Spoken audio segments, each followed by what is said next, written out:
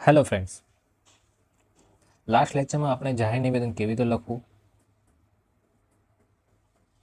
Topper કેવી રીતે લખે છે, કયા કયા કોમન વર્ડ્સ યુઝ કરી શકાય, અને લાસ્ટમાં આપણે કલ્ચર રિલેટેડ એક ઇન્ટ્રોડક્શન જોયું હતું કે જે તમે કોમન યુઝ કરી શકો, જે બીજા ક્વેશ્ચનમાં પણ તમે યુઝ કરી શકો.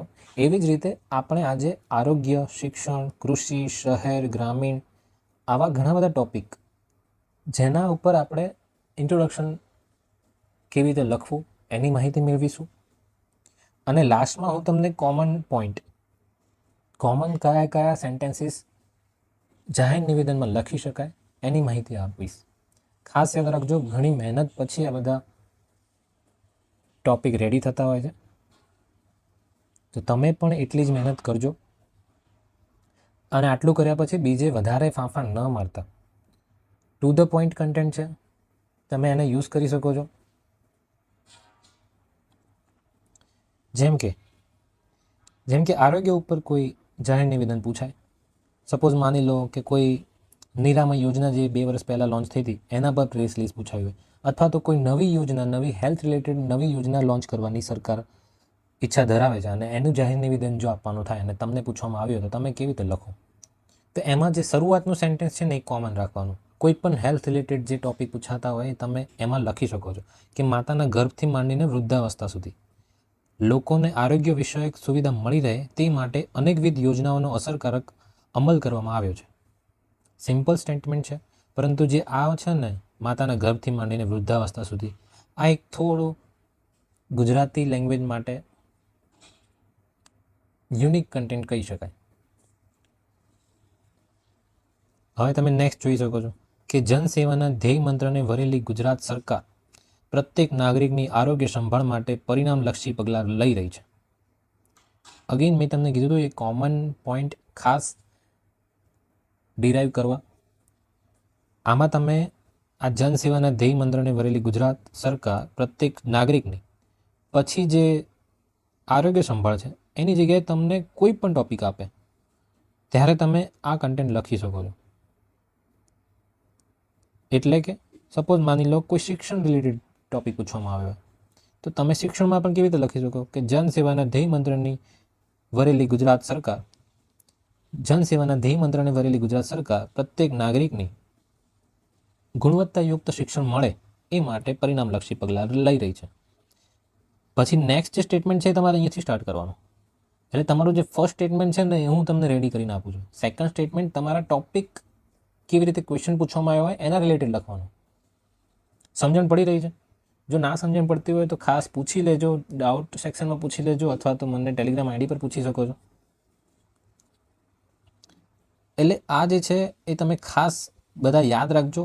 ઇવન હું તમને હજુ કહું છું કે આ માત્ર ને માત્ર પ્રેસ રિલીઝ માટે જ આપણે કરી રહ્યા છે એવું યાદ ન રાખતા. આ તમે એસેમાં પણ યુઝ કરી શકો છો, તમે સ્પીચમાં પણ યુઝ કરી શકો છો. સપોઝ હેલ્થ રિલેટેડ કોઈ સ્પીચ પૂછવામાં આવી હોય અને જ્યારે ગુજરાત સરકારના મુખ્યમંત્રીની સ્પીચ હોય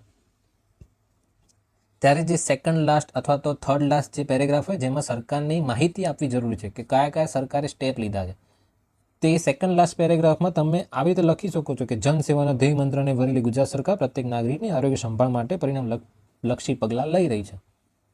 અને પછી તમે થોડા ઘણા પગલાંની માહિતી આપી દો. હવે કદાચ વિઝ્યુઅલ ઇન્ફોર્મેશન પૂછાયું હોય જેમાં હેલ્થ રિલેટેડ કોઈ ટોપિક વિશે પૂછવામાં આવ્યું હોય તો તમે એમાં પણ એડ કરી શકો છો. તમારે સ્માર્ટ વર્ક કરવાનું છે.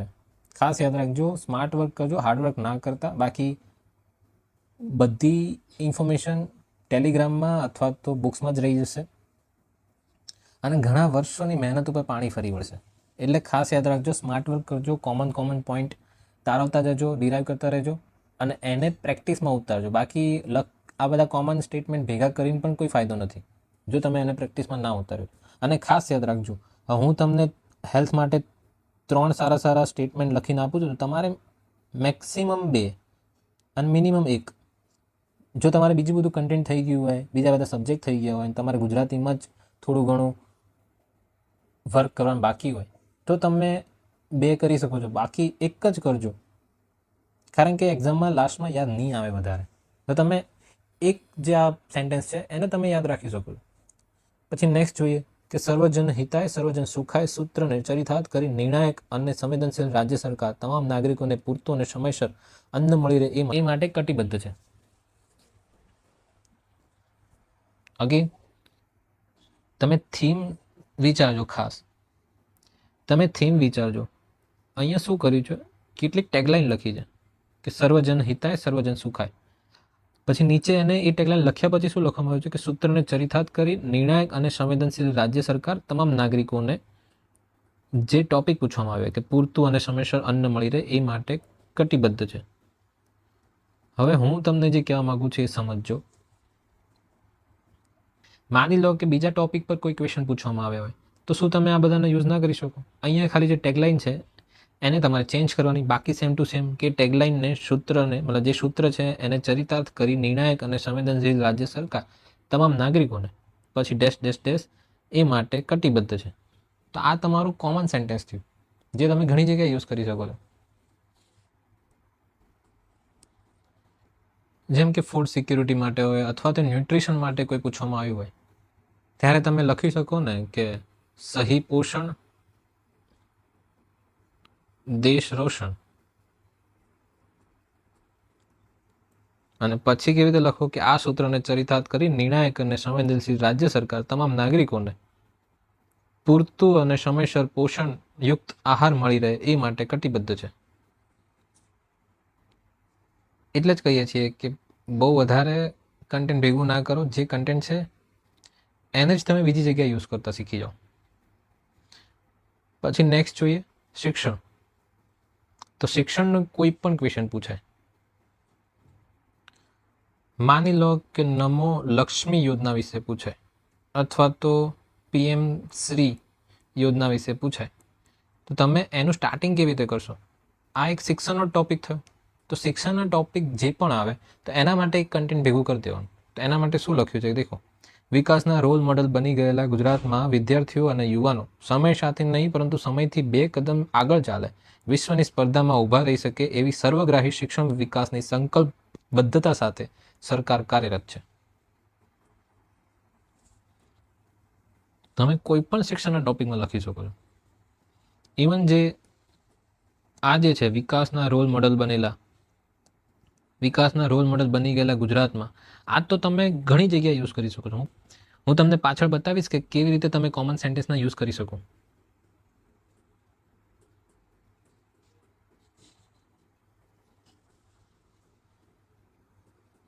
પછી નેક્સ્ટ દેખો કે વૈશ્વિક હરીફાઈમાં ગુજરાતનો વિદ્યાર્થી એક કદમ આગળ રહે તેમજ ઉચ્ચ ગુણવત્તાયુક્ત શિક્ષણ ઘર આંગણે જ મળી રહે એ માટે કેજીથી પીજી સુધીનું સુદૃઢ માળખું ઊભું કરવામાં આવ્યું છે. અગેન ખાસ એક વસ્તુ યાદ રાખજો, ગુજરાતીમાં થોડા ઘણા જે આવા વર્ડ્સ છે ને જેમાં આવા રાઇમ્સ બનતા હોય, જોડકના બનતા હોય, એ ખાસ યાદ રાખજો કે અહીંયા દેખો કેજીથી પીજી કેવું મસ્ત સ્ટેટમેન્ટ લાગે. તો તમે આવા સ્ટેટમેન્ટની પ્રેક્ટિસ કરો. ફરી એકવાર આપણે ડિસ્કસ કરી લઈએ કે શિક્ષણનો કોઈ પણ ટોપિક આવે ત્યારે તમે આવી રીતે લખી શકો છો કે વિદ્યાર્થીઓ અને યુવાનો સમય સાથે નહીં પરંતુ સમયથી 2 કદમ આગળ ચાલે અને વિશ્વની સ્પર્ધામાં ઊભા રહી શકે એવી સર્વગ્રાહી શિક્ષણ વ્યવસ્થાની જે સંકલ્પબદ્ધતા છે એ માટે સરકાર કાર્યરત છે, કટિબદ્ધ છે, પ્રતિબદ્ધ છે. તમે આવું બધું લખી શકો છો. સેમ આવી રીતે એમાં પણ લખવામાં આવે છે કેજીથી પીજી સુધીનું સુદૃઢ માળખું ઊભું કરવામાં આવ્યું છે.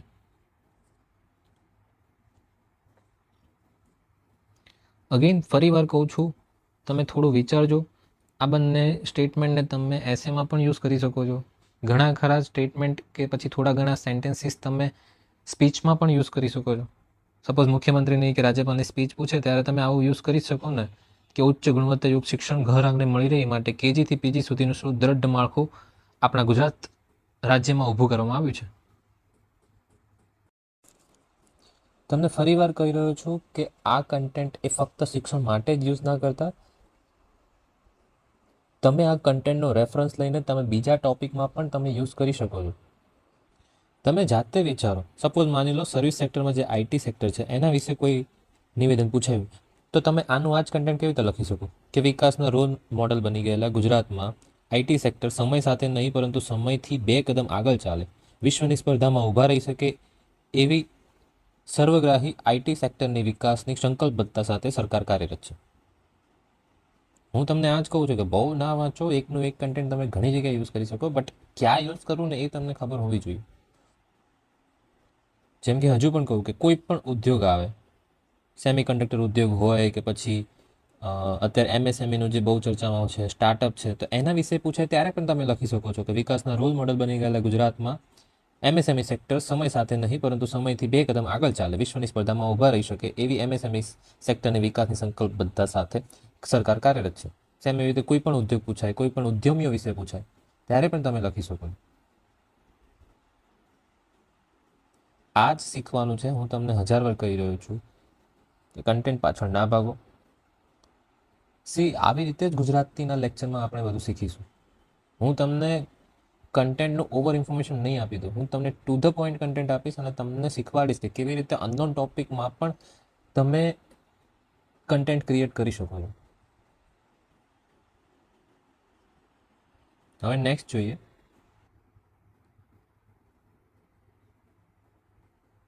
પછી દેખો નીચે કે શિક્ષણથી કોઈ વંચિત ન રહી જાય એવા રાજ્ય સરકારના સંનિષ્ઠ પ્રયાસો અને પ્રચંડ લોકસહયોગથી સમગ્ર પ્રાથમિક શિક્ષણની કાયાપલટ કરી છે. આ દિશામાં વધુ સર્વાંગી વિકાસ થાય તે માટે ડેશ ડેશ ડેશ પછી જે તમારે સ્કીમ લખવી હોય, જે યોજના લખવી હોય, તમારે જે માહિતી લખવી હોય એના વિશે લખવાનું. અહીંયા કયો વર્ડ થયો? કાયાપલટ. તમે ઇન્ફ્રાસ્ટ્રક્ચરમાં પણ કાયાપલટ કરી જ શકો ને, લખી જ શકો ને કે રાજ્ય સરકારના સંનિષ્ઠ પ્રયાસો અને પ્રચંડ સહયોગથી સમગ્ર આંતરમાળખાની કાયાપલટ કરી છે. આ દિશામાં વધુ વિકાસ થાય એ માટે સરકારે ઇન્ફ્રાસ્ટ્રક્ચર પોલિસી બહાર પાડી છે. હું તમને આ રીતે વિચારવાનું કહું છું. તમે થોડું આ રીતે વિચારશો ને તો તમને કોઈ પણ અનનોન ટોપિક આવે તો તમે તમારી પાસે જેટલા રિસોર્સિસ હોય, થોડા ઘણા જે ઓછા રિસોર્સિસ છે એમાંથી પણ લડી શકશો.